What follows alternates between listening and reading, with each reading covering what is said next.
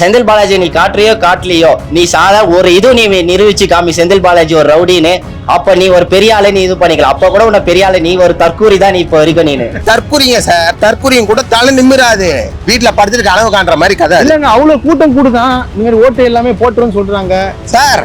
எல்லாத்துக்கும் கூடும் சார் கூட்டம். விஜயகாந்த் கூட கூட்டமா? இவரெல்லாம் என்னது இது? விஜயகாந்த்லாம் எப்பேற்பட்ட ஆளு, அவர்லாம் எவ்வளவு பாத்துட்டு வந்தவர். அதான் சார் அணில் கூட்டம் சார், மரம் இல்ல, எங்க மரம் இருக்கா அங்க ஏறிக்கும், அவ்வளவுதான். கேரளால சன்னி லியோன் ஒரு ஆக்டர் வந்தாங்க, அவங்களுக்கு கூட்டின கூட்டத்துக்கு பாத்தீங்கன்னா விஜய்க்கு ஒண்ணுமே கிடையாது. அப்படின்னு பாத்தீங்கன்னா சன்னி லியோன் தான் நம்ம கேரளாவோட சீஃப் மினிஸ்டரா இருந்திருக்கணும். அது பாசிபிளா சார்? நீங்க சொல்லுங்க சார். யாதவ் அர்ஜுனா யாருன்னே தெரியாது, மாட்டின்ற ஒரு ஆளால அவர் தெரியுது, மத்தபடி வெளி உலகத்துக்கு மத்தபடி அவர் யாருன்னு தெரியாது. அவர் இல்லைன்னா யாதவ் அர்ஜுனா வெறும் ஒரு வாலிபால் பிளேயரா தான் தெரியும் எல்லாத்துக்கும், மக்கள் தெரியும். மத்தபடி அவரை பத்தி எதுவுமே கிடையாது இங்க.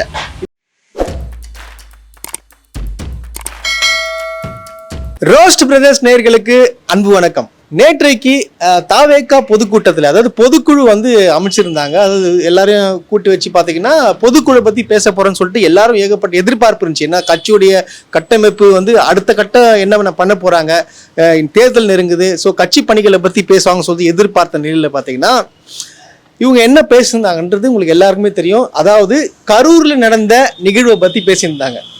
பேசிட்டு அதுக்கப்புறம் என்ன பண்றாங்கன்னு பாத்தீங்கன்னா, ஆதவ் அர்ஜுனா அவர்கள் கருத்து தெரிவிக்கிறேன்னு சொல்லிட்டு முதலமைச்சர் மு.க. ஸ்டாலின் அவர்களை தரக்குறைவா பேசுறது மட்டும் இல்லாம ஒரு தரம் தாழ்ந்து பேசியிருக்காரு. ஸோ இதை பத்தி நேற்று நம்ம வீடியோல விமர்சிப்போம். இதை பத்தி பொதுமக்கள் என்ன நினைக்கிறாங்கன்றத நம்ம நேரடியா கேட்கலாம், வாங்க போலாம். நேற்றைக்கு ஆதவ் அர்ஜுனா ஒரு விமர்சனம் வச்சிருக்காரு. அதாவது மு.க. ஸ்டாலின் பாத்தீங்கன்னா கலைஞரை அரெஸ்ட் பண்ணும்போது ஓடிட்டாரு அப்படின்னு சொல்லியிருக்காரு. இது சரியா தவறா? இது அவர் பேசுறது கரெக்டா சார்? முதல்ல அவர் விஷயத்தை தெரிஞ்சுக்கிட்டு பேசணும். இப்போ ஒருத்தங்களை அரெஸ்ட் பண்ண வராங்கன்னா ப்ரீ நோட்டிஃபிகேஷன் கொடுப்பாங்க, அது கொடுக்காம வராங்க. இப்போ இவருக்கு ஒரு வேலை இருக்கும், அரசியல் சம்பந்தமா வேற வெளியில போற விஷயங்கள் இருக்குது. இப்போ அந்த டைம்ல இவர் அந்த ஊர்ல இருக்காரு, வேற ஒரு அவங்க சிஸ்டரை பார்க்க வேற ஊர்ல இருக்காரு. அப்ப இவர் அரெஸ்ட் பண்ணும்போது அங்க இருந்து எப்படி சார் இங்க வர முடியும்? இப்போ ஒரு ஸ்பாட்ல அவர் இருக்கும் போது விஷயம் தெரிஞ்சு கேள்விப்பட்டு அரெஸ்ட் ஆகுறாரு. இப்போ அவரை பத்தி தேவையில்லாத தெரியாம விஷயங்களை கருத்துக்களை முன்வைக்க கூடாது. முதல்ல விஷயங்களை தெரிஞ்சுக்கிட்டு அந்த கருத்துக்களை முன் வச்சா நல்லதுன்னு நான் நினைக்கிறேன்.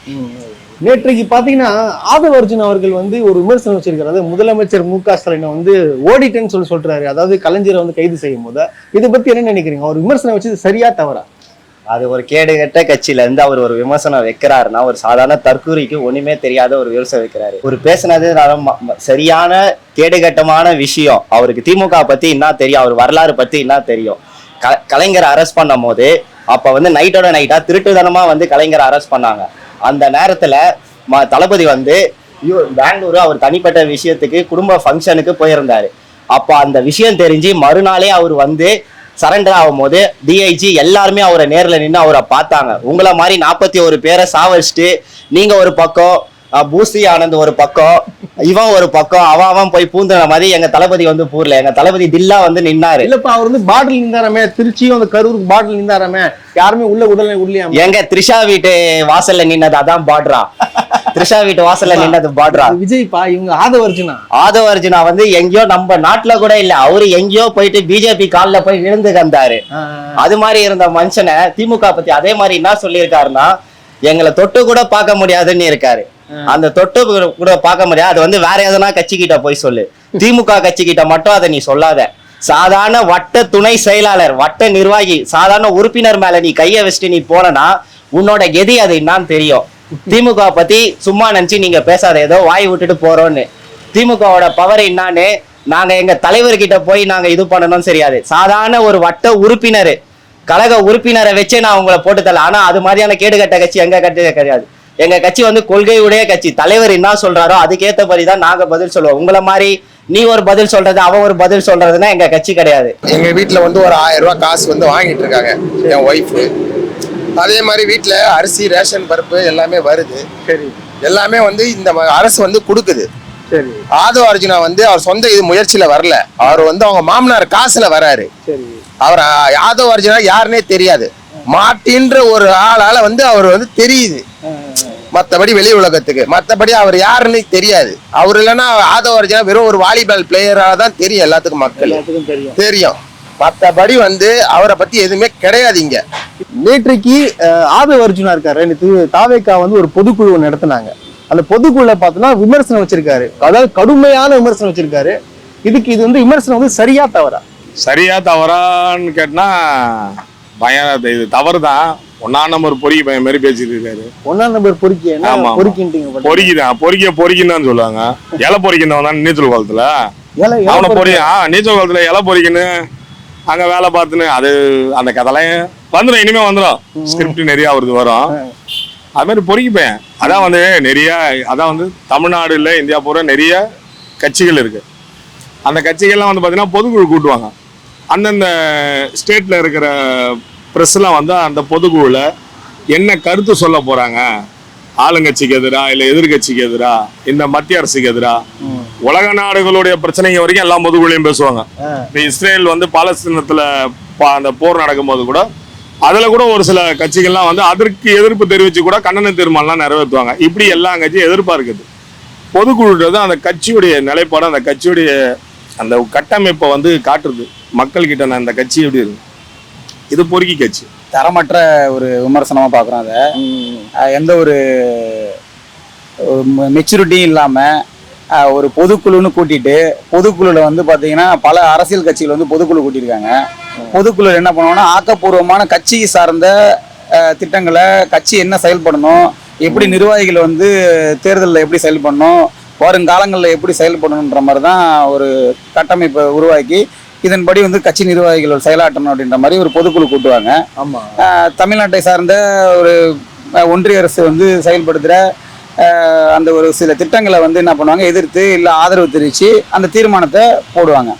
நேற்று பேசுனது என்னன்னா முழுக்கவே வந்து இவங்களோட பொதுக்குழு பார்த்தீங்கன்னா தமிழ்நாடு முதல்வர் அவர்களையும் திமுக கட்சியை விமர்சனம் பண்ணணுன்னே ஒரு பொதுக்குழுவை கூட்டி ஒரு தரமற்ற முறையில் எந்த ஒரு எப்படி ஒரு மெச்சூரிட்டி இல்லாத ஒரு பேச்சா தான் நம்ம அதை பாக்குறோம். தலைவர் பேச்சை வந்து தொண்டர்கள் கேட்கலன்றீங்க தாவேக்கால? அவரு தலைவரே இல்லைன்னு நான் சொல்றேன். தலைவரே இல்லை, ஏங்க தலைவர் இல்லாம அவ்வளவு கூட்டம் வந்து நிக்குது. அவங்க வந்தவன் எல்லாமே வந்து ஒரு சினிமா நடிகரை பார்க்க. இதே நாளைக்கு அஜித் வந்தாரு, ரஜினி வந்தாரு, யாரு வந்தாலும் அந்த கூட்டம் வரும். விஜய்க்கு மட்டும் அந்த கூட்டம் இல்ல, நாளைக்கு வடிவேலு சந்தானம் வந்தா கூட அந்த கூட்டம் வரும். அதனால விஜய்க்கு வந்த கூட்டமே அது கிடையாது. இல்ல அவங்க வந்து கான்பிடண்டா இருக்காங்களே, கான்பிடண்டா இருங்கன்னு சொல்லிட்டு விஜய் சொல்ற கான்பிடண்டா இருங்க, 26 வருஷம் நம்மளுக்கு வெற்றி நம்பதேன்னு சொல்றாரு. அது எதுக்காக அவர் சொல்றாரு? அவர் சும்மா வாய்க்கு வந்ததை அவர் சம்பாரிச்சு வச்சதுக்கோசம் சொல்லிட்டு போறாரு.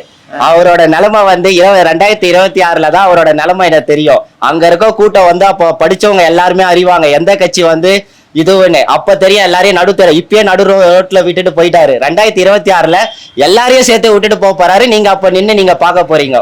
அதான் உங்களோட நிலைமை. இப்போ ஆதவ அர்ஜுனா என்ன சொல்லியிருக்காருன்னு பாத்தீங்கன்னா, முன்னாள் முதலமைச்சர் மு கருணாநிதி இருக்காரு இல்லையா, அரெஸ்ட் பண்ணும்போது பாத்தீங்கன்னா மு.க. ஸ்டாலின் வந்து இந்த ஊரை விட்டு ஓடிட்டாரு, அதுவும் அவங்க பையன் ஊரை விட்டு ஓட்டாருன்னு சொல்லியிருக்காரு. அதெல்லாம் நடக்கல, அதெல்லாம் தவறான இது. எனக்கு தெரிஞ்ச வந்து கலைஞர் வந்து நம்ம வந்து சமூக நீதியை கொண்டு வந்திருக்காரு இந்த தமிழ்நாட்டுல. சமூக நீதினா என்னன்னா கலைஞரால வந்தது. இதே நம்ம இருக்க இடத்துல இத்தனை பாலம் கட்டிருக்கிறது வந்து திமுக அரசால தான் முடியும். இதே திமுக அரசு இருக்கனாலதான் இவ்வளவு டிராபிக் இல்லாம இருக்கு. இதே திமுக அரசு இல்லாம வேற எந்த அரசும் ஒரு பாலம் கட்டல. ஜெயலலிதா பேர்ல ஒரு பாலம் கிடையாது. எல்லாமே முத்தமிழ் கலைஞர் கட்டினதுதான். நான் உண்மையா இளைஞனா சொல்றேன், தற்கொலை கூட்டம் வந்து என்னைக்கு தலை நிமிராது. பொறுக்கின்னு சொல்றீங்க, அவர் வந்து திமுகவுக்கு வந்து அவர் உழைச்சிருக்காரு. என்ன உழைச்சாரு? அவரும் சொல்றாருங்க, அவன் பிரசாந்த் கிஷோருக்கு கூஜா தூக்கி இந்த பையங்க அவனை போய் பேசுறீங்க, அவெல்லாம் ஒரு ஆளுன்னு அவர் உழைச்சுன்னு சொல்றாரு. வரலாறு தெரியுமான்னு கேக்குறாரு. என்ன வரலாறு தெரியும்? அதாங்க அந்த பிரச்சனை நடக்கும்போது கலைஞர் அரசு பண்ணும்போது வந்து மு.க. ஸ்டாலின் வந்து ஓடிட்டாருன்னு சொல்றாரு. இவர் தைரியமா சொல்றாரு. அவரு அப்பெல்லாம் அந்த பையன் பிறக்கலங்க, பிறந்தா கூட எதனா திண்ணிங்கனே புடிச்சுன்னு நடந்துன்னு இருந்திருப்பான். அந்த டைம்ல அவனுக்கு என்ன வரலாறு தெரியும்? திமுக காரன் எப்படின்னா ஒரு போராட்டம் வந்து தலைவர் அரெஸ்ட் ஆகுறாருன்னா அந்தந்த மாவட்டத்துல அந்தந்த கட்சிக்காரன் நேரடியா போய் இப்போ ஸ்டேஷன்ல போய் ஆஜராகி அரெஸ்ட் ஆவான். எங்க தலைவர் அரெஸ்ட் பண்ண, எங்களை அரெஸ்ட் பண்ணுங்கிறான்னு. டேய், இங்க இருந்து சென்னையில இடம் இல்லாம, கடலூர்ல இடம் இல்லாம, வேலூர்ல இல்லாம அப்படிலாம் ஊர் ஊரா வந்து கட்சிக்காரல கூட்டு சுத்திக்கிறானுங்க. இடம் இல்ல, எல்லா கட்சிக்காரன் அரெஸ்ட் ஆவானு. இங்க ஒரே ஒரு இன்சிடென்ட், அதையும் அந்த பொறி பையனால தான் ஆச்சுன்னு வச்சுங்க. அவனால ஒரு இன்சிடென்ட்டுக்கு அப்புறம் கட்சியே காணாம போயிடுச்சுங்க. அது அந்த மாவட்ட செயலர் ஒருத்தனை அரெஸ்ட் பண்ண உடனே எல்லா மாவட்ட செயலாளர் கட்சிக்காரன் எல்லாம் பாக்கெட்ல இருக்கிற கார்டு எடுத்து போட்டான், அந்த கொடியை கைட்டிட்டான். வரலாறுலாம் பேசுறாரு இல்லையா? ஏன்னா வரலாறுல பாத்தீங்கன்னா இந்த மாதிரி நடந்துச்சு, யார் ஓடுந்துலாம் கேக்குறாரு. ஸோ அது வந்து அவ்வளோ தெளிவா பேசுறாரு. அது உண்மையா போய் அங்க உண்மைக்கு புறமானது இல்ல. அவர் நேற்று பேசின அந்த ஒரு வரலாறுல வந்து அந்த டைம்ல இவர் எந்த கட்சியில இருந்தாரு, இல்ல தமிழ்நாட்டுல வந்து எந்த ஒரு இயக்கத்துல, அரசியல் சார்ந்த இயக்கத்துல இவர் வந்து முன்னெடுத்து போயிட்டு இருந்தாருங்கிறது யாருக்குமே தெரியல. கடந்த காலங்களில் அவரோட வரலாறு எடுத்து பார்த்தோம் அப்படின்னா வருஷத்துக்கு ஒரு கட்சியில இருக்காரு. பாத்தீங்கன்னா இப்ப போன வருஷம் பாத்தீங்கன்னா இதே தேதியில 2024 பாத்தீங்கன்னா விடுதலை சிறுத்தையில அவர் இருந்தார், பொறுப்புல இருந்தாரு. அதுக்கப்புறம் என்ன பண்ணாரு, அந்த தலைமைக்கே வந்து கட்டுப்படாம, அந்த தலைவரை வந்து மதிக்காம, தலைவர் வந்து சொன்ன ஒரு பேச்சை மீறி ஒரு கூட்டத்தில் கலந்துக்கிட்டதுக்காக அவர் பேர்ல ஒழுங்கு நடவடிக்கை எடுத்தாங்க விடுதலை சிறுத்தையில. அதுக்கப்புறம் என்ன பண்ணாருன்னா அடுத்து வந்து தமிழக வெற்றி கழகத்துல போய் அந்த கட்சியில இணைஞ்சாரு. அப்படி இருக்கும்போது இவர் வந்து தைரியத்தை பத்தி பேசுறது. இப்ப பாத்தீங்கன்னா ஆக்சுவலா வந்து என்ன சொல்றாங்க பாத்தீங்கன்னா, எல்லாரும் ஓடிட்டேன்னு சொல்றாங்க. அதாவது எங்க அந்த கரூர் சம்பவம் இருந்தப்போ எல்லாரும் ஓடிட்டேன்னு சொல்றாங்க. அதனாலதான் இவர் விமர்சனம் வச்சிருக்காரு. இவங்க நாங்க ஓடலன்றாங்க, உண்மையா பொய்யாது சார்? நான் கூட அந்த வீடியோ பார்த்தேன். பார்க்கும்போது அவர் சொல்றாரு, ஒரு டெத்து நடக்கும்போது, என் சொந்தக்காரங்க டெத்து நடக்கும்போது நான் எங்க போவோம், 30 நாள் வீட்டுக்குள்ள தானே இருக்க முடியும்னு அவர் சொல்றாரு. ஃபர்ஸ்ட் ஆஃப் ஆல் டெத்து எடுக்கிற வரைக்கும் டெத்து கூட தான் இருப்பாங்க, சரி, அதுக்கப்புறம் தான் வீட்டுக்கு போவாங்க. ஆனா அவரு என்ன சொல்றாரு, டெத்துக்கு எடுக்கும் போது நான் எங்க வீட்டில தான் இருக்க முடியும், நாங்க மௌனத்தை நாங்க வந்து எங்களோட விஷயத்தை நாங்க மௌனமா நாங்க இது பண்றோம்னு சொல்றாரு. அது எந்த விஷயத்தை ஏற்றுக்க முடியும் சார்? அத்தனை பேர் இறந்துருக்காங்க, அது எப்படி இறந்தாங்க, காஸ் ஆஃப் டெத்து என்ன, அதுக்கு உங்க கூட்டம் தான் நடந்திருக்கு. உங்க கூட்டத்தில் நடக்கும் போது என்னென்ன ப்ராப்ளம் நடந்திருக்கு, யார் என்ன பண்ணாங்கன்னு சொல்லி நீங்க தான் அதை விசாரணை பண்ணணும். இப்போ உடனே நான் வீட்டில் இருந்துட்டு எதிர்கட்சி தான், ஆளுங்கட்சி தான் எங்களை வந்து இப்படி பண்ணிட்டாங்க அதெல்லாம் சொல்றது எந்த விதத்துல நான் உங்க சார்பா என்ன திமுக வந்து ப்ரொடெக்ஷன் கொடுக்கலன்னு சொல்றாங்களே, போலீஸ் பாதுகாப்பே போடலன்னு சொல்றாங்க. சார் நான் ஒரு கட்சிக்காரன் இல்ல, நான் ஒரு பொதுமக்களா நான் சொல்றேன். இப்போ ஒரு கூட்டம் நீங்க உங்க வீட்டுல ஒரு ஃபங்க்ஷனை நடத்துறீங்க, அந்த ஃபங்க்ஷனுக்கு யார் சார் ரெஸ்பான்சிபிள்? நீங்க தானே சார் ரெஸ்பான்சிபிள். அப்ப அதே மாதிரி தானே இப்போ ஒரு விஷயம் நடக்குதுன்னா போலீஸ் பாதுகாப்பு கொடுப்பாங்க. பட் அதை மீறிய ஒரு சில சம்பவம் நடக்கும் போது நீங்க உங்களோட ஒரு கட்சி இருக்கு, அதுக்குரிய ஒரு எல்லாமே இருக்கு. அப்ப நீங்க என்ன பண்றீங்க, உங்க ஆளுங்க என்ன பண்றாங்க, ஆர்கனைசர் டீம் என்ன பண்ணுது? ஒரு ஒரு தண்ணி பாட்டில் கூட இல்லைன்னு சொல்லி எவ்வளவு பேர் சொன்னாங்க. குடிக்க தண்ணி இல்லாம எத்தனையோ குழந்தைங்க இருந்தது, நீங்க பார்த்துருப்பீங்க. நான் ஒரு சில வீடியோங்கள்லாம் பார்த்தேன்.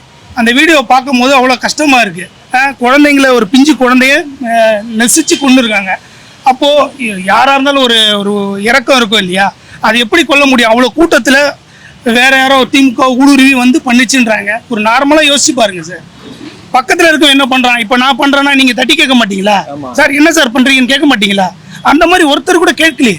அப்போ இது கிளியரா அவங்களுக்கு யார் மாதிரிலாம் ஒரு பழிய போடணும், அதுதான் அவங்க எண்ணம். இப்போ பாத்தீங்கன்னா திமுக என்ன சொல்றாருன்னா, செந்தில் பாலாஜி வந்து ஒரு ரவுடி, 6 மாசத்துக்கு அப்புறம் காட்டுறேன் யார் ரவுடின்னு சொல்லிட்டு காட்டுறாரு ஆதவர்ஜுன். அதாவது பொது மேடையில இந்த மாதிரி பேசுறாரு. இது தவறா சரியா? செந்தில் பாலாஜி வந்து ஒரு ரவுடி நீங்க சொல்றீங்க, அதே ரவுடிய வந்து 6 மாசம் கழிச்சு ஏன் காட்டுற? இப்ப காட்டு, நீ இப்ப காட்டு, நீ எலெக்ஷன்ல நீ இது பண்ணிட்டு போ, இப்ப காட்டினா உனக்கு ஓட்டு வராதான்னா? நாங்க ஏன் செந்தில் பாலாஜியை நாங்க ரவுடி நீங்க காட்டணும்? அது வந்து அவரு அந்த ஏரியா கொங்கு மண்டலத்தை இப்ப புடிச்சு வச்சிருக்காரு. அவரு தளபதியா அவரு நம்புறாரு.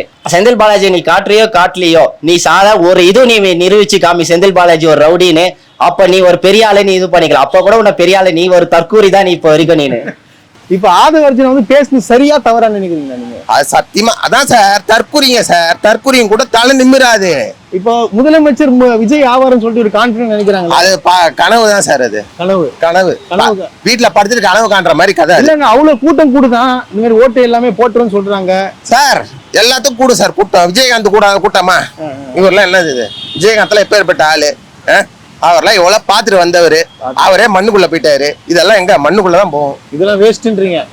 அதான் சார், அணில் கூட்டம் சார். மரம் இல்ல, எங்க மரம் இருக்கா அங்க ஏறிக்கும். அவ்வளவுதான். பார்டர்ல இருந்தாங்களா? திருச்சி கரூருக்கு பார்டர்ல இருந்தாங்களா? விட மாட்டேன்ட்டாங்களா உள்ள? அப்ப சென்னைக்கு வந்தது யாரு? விஜய் காப்பியா?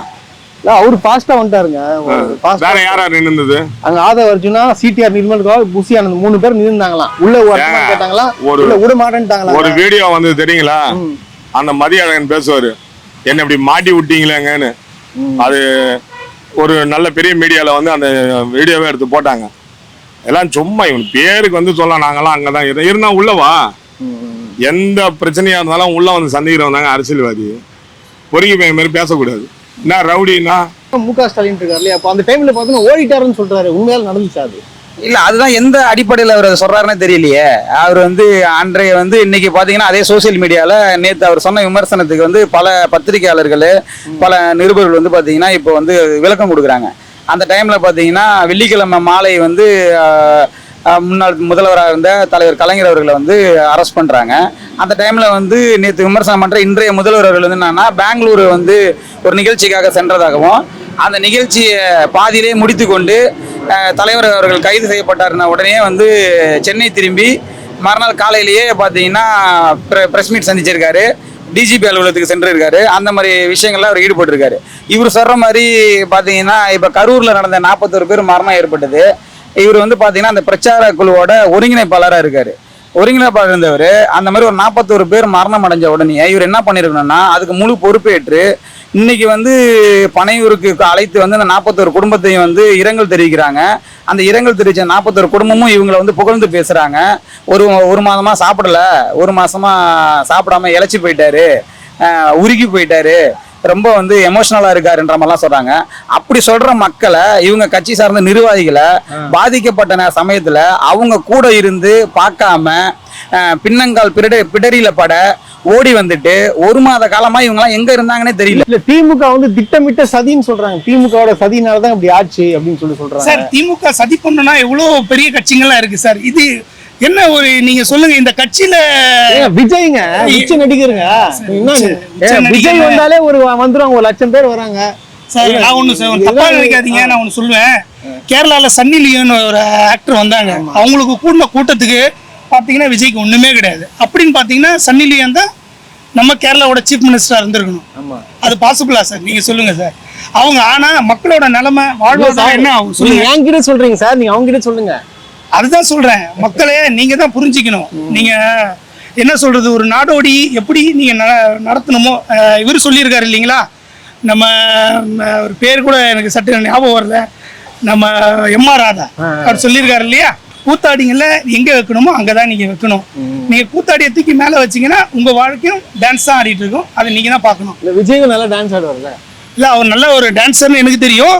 இப்பதான் கொஞ்ச நாளா பார்த்தேன் அவர் எப்படி நான் டான்ஸ் ஆடிட்டு இருக்காருன்னு.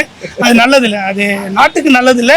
மக்களாய நம்ம தான் தெரிஞ்சு புரிஞ்சு யாருக்கு போடணுமோ, நம்ம யாருக்கு கலைஞர் எவ்வளோ மக்களுக்கு என்னென்ன நலத்திட்டங்கள் வழங்கியிருக்காரு அதை நீங்க பார்த்து புரிஞ்சு அதுக்கேற்ற மாதிரி வாக்களிக்கணும்னு நான் மக்களை வேண்டிக்கிறேன். இல்ல வந்து ஆக்சுவலா பார்த்தோம்னா நேற்று பேசுறதுக்கு வந்து எல்லாருமே கீழே இருக்கலாம் கை தட்டுறாங்களே, கை தட்டுறாங்களா, அவர் பேசுறத ரசிக்கிறாங்களா அங்க கீழே இருக்கிறவங்க?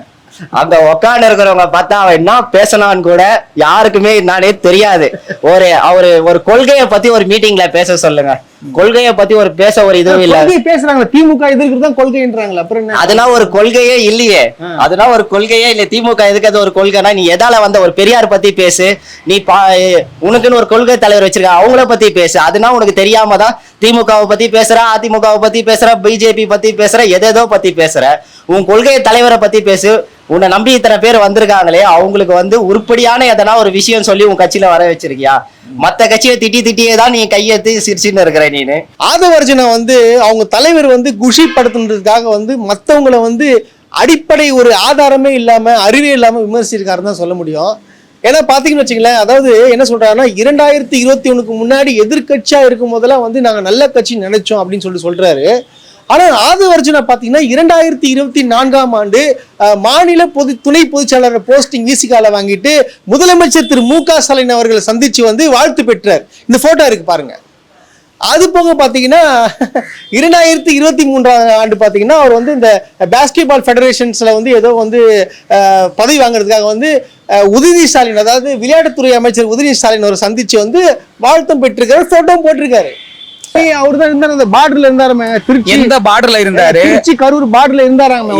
எந்த பார்டர்ல இருந்தாரு, எங்க இருந்தாரு அப்படிங்கறத நம்ம எதுவும் விமர்சனமா சொல்ல வேணாம், அவங்களே சொல்லட்டும். நாங்க இங்கதான் இருந்தோம், அந்த 41 பேர் இறந்த உடனே நாங்க இந்த மருத்துவமனையில நாங்க இங்க வந்து இது முதலுதவிக்காக இவங்களை நாங்க வந்து முன்னெடுத்து செஞ்சோம், இந்த கட்சி நிர்வாகிகள் நாங்க இங்க இருந்தோம். நான் என்ன சொல்றேன், நீங்க வந்து உங்க தலைவர் தான் வந்து காவல்துறை ஒரு பொய்ய சொல்றாங்க மாறி மாறி. எப்படின்னா இப்ப நான் ஒரு தப்பு பண்ணிட்டேன் அப்படின்னா அந்த தப்பை வந்து ஒண்ணு நான் ஃபேஸ் பண்ணணும்.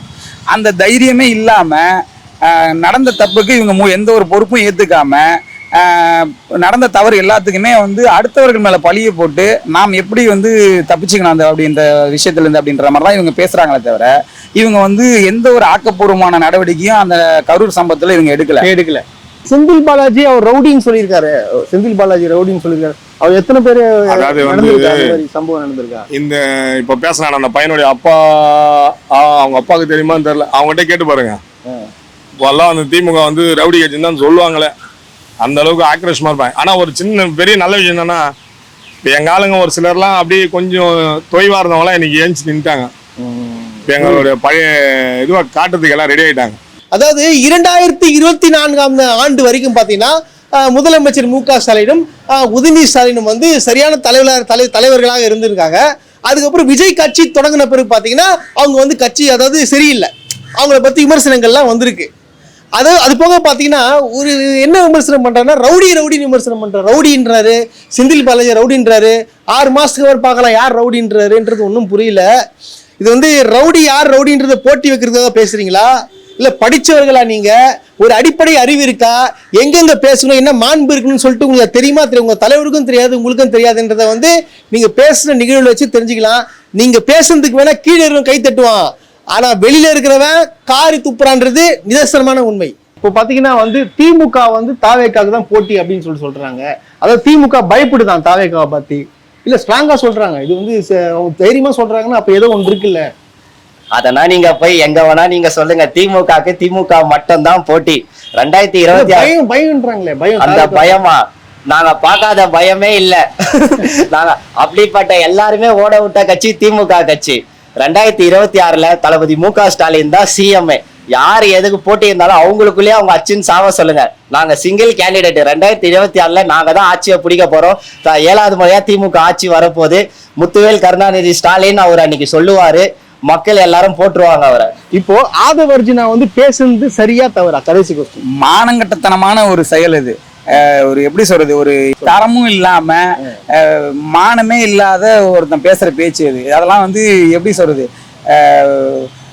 எப்படி சொல்றதுனே தெரியல. அவனை பத்தி விமர்சனம் பண்ணா எங்களுக்கு தான் அசிங்கன்ற மாதிரி நினைக்கிறேன். சரி, அப்ப என்ன சொல்றீங்க? ஆதவர்ஜினா வந்து ஒரு மானம் கெட்டவர்னு சொல்றீங்க. ஆமா ஆமா. கடைசியா ஆதவர்ஜினிட்ட என்ன சொல்ல வரீங்க நீங்க? இந்த கட்சியாவது ஒழுங்காரு, ஆனா அதே நேரத்துல பாவம், நீ இவனை காலி பண்றதுக்காக அந்த கட்சி போயிருக்கிற. யாரோ உனக்கு அசைன்மெண்ட் கொடுத்துறாங்க, இவனை காலி பண்ணுன்னு. இவனை காலி பண்ண மாட்டேன். உள்ள ஒரு பெரிய இதுல ஒரு விஷயம் சொன்னாரு, இந்தியாவிலேயே அதிக சம்பளம் வாங்குற நடிகரா இவரு. விஜய் தான். ஆமாங்க, விஜய் தான் அதிகமான சம்பளம் வாங்குறன்னு சொல்லிட்டு எல்லாரும் சொல்றாங்க. எவ்வளவு வாங்குறாரு? 200 கோடி. 200. இந்தியாவிலேயே அதிகமா சம்பளம் வாங்குற ஒரு பெரிய பேன் இந்தியா ஸ்டார் யார் தெரியுங்களா? ஷாருக் கான். அது பேன் இந்தியாங்க, இவர் உச்ச நடிகர். ரெண்டு டிஃபரன்ஸ் இருக்குல்ல. ஏங்க உச்சா நடிகர் இல்லைங்க, இவரு ஊச்சா நடிகருங்க. இவரு கரூர் சம்பவத்துல ஊச்சா போயிட்டு ஓடி அந்த இவரை போய் உச்ச நடிகர்னு சொல்லிக்கிறீங்க. இவனுங்கெல்லாம் வந்து அரசியல் கட்சிக்கு தகுதி இல்லாதவனுங்க. ஒரு அரசியல் கட்சி எப்படி நடத்தணும்னு தகுதி இல்லை. முதல்ல அரசியல் கட்சி எப்படி நடத்துதுன்னு எல்கேஜி யூகேஜின்னு கிளாஸ் இருக்கு, அந்த போயிட்டு வர சொல்லுங்க. நேரா வந்து கட்சி ஆரம்பிச்ச உடனே நேரா நான் வந்து எம்பிபிஎஸ்க்கு எக்ஸாம் எழுதுன்ற மாதிரி இருக்குது இவனுங்க கதை. சரி, இப்ப பாத்தீங்கன்னா கடைசியா ஆதவர்ஜுனாக்கு எதனா ஒண்ணு சொல்ல நினைக்கிறீங்களா? அவனை பத்தி நான் பேசுறதே எதுவுமே இல்ல. அவன் வந்து எதனா வந்து இது பண்ணி டைம் வேஸ்ட். அவனை பத்தி பேசுறதுக்கு ஒரு பிரயோஜனமும் இல்ல. நம்ம மதிப்பை நம்ம தான் கெத்துன்னு போனோம் அத்தவனை பத்தி பேசுறதுக்கு. நன்றி.